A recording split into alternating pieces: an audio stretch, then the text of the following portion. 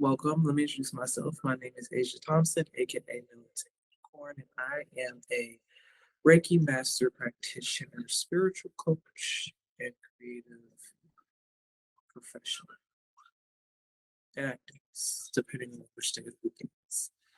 And I own a brand called Militant Universe, where we are a wellness and leisure brand that helps reframe the Black mind around the importance of wellness and leisure. Before soft life was soft life, just making wellness and leisure practical for people, um, helping folks to understand the value, the benefit in investing in leisure and investing in wellness, and all of the beautiful things that are born out of that, all of the chains that are broken, all of the healing that takes place, all of the pain that is transmuted through playing and nurturing thyself. I hope that makes sense. Okay. So moving on. Now, like I said, these are in no particular order, but let's just go ahead and jump straight in. We have Mr. West, Kanye West. Yay. He is definitely a problematic visionary. We'll start off with some basic stats that'll probably help us to do some links between the worldly plane and the more mystical plane. So I like to do origin, so I don't do where people are from. I do where people are born, because I feel like that has a lot of significance in someone's life. In the stars, it helps.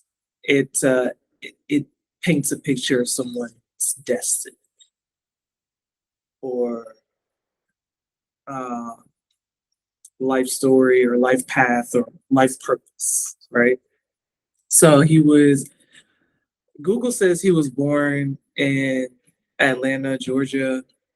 Legend has it that he was born in Douglasville, Georgia, at Douglas County Hospital, which is in Greater Atlanta, not Metro, just to make that distinction. Okay, his sign is sidereal, so there's two zodiac systems. There might be more than two, um, but typically the more mainstream ones are sidereal and tropical, and in the West we use more sidereal. So I just wanted to put that in there. Maybe a little side note. Maybe somebody want to go look it up and research further. So he's a Gemini. He is best known for rapping, producing, but also clothing designer. Most hated for everything from Sunday service to his clothing lines to slavery was a choice, etc. For me, artists like him, especially in the times that we live in now, in this modern age of respectability politics and everybody wanting to be liked or perceived in a good light, it doesn't leave room for honest opinions. It doesn't leave room for individual thought, for unique thought, for introspection. It breeds a culture of yes men, of people who are gonna say what they feel like is gonna get them a certain reaction. So people will, instead of just being honest, will show up in a very manipulative way, in a very predatory way, in order to manipulate the situation or co-opt the situation so that they can gain something from it, not so that they can have like a true exchange or not so that they can, open up and actually be vulnerable with the next person is simply to get what they want. And Kanye is just someone who's just very honest. Win, lose, or draw, whether you like it or not, whether you like him or not, he is going to always be fully embodied and always be self assured and always just speak his mind and trust his gut and value his own words and value his own opinions, even when other people may turn their nose up at it or may not understand it or may try to twist it and make it sound malicious. Now, one thing that I will say about all these problematic visionaries that I've put in this presentation is that none of them that to my violent or excuse me to my knowledge are violent, like physically violent, have you know have a history of like beating on people or verbally abusing people. I don't know why people mistake being truthful with being malicious.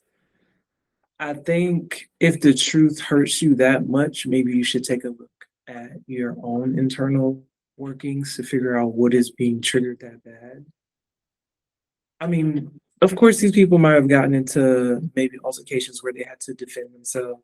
But beyond self defense, these folks really just be speaking their mind and pissing people off. That's it.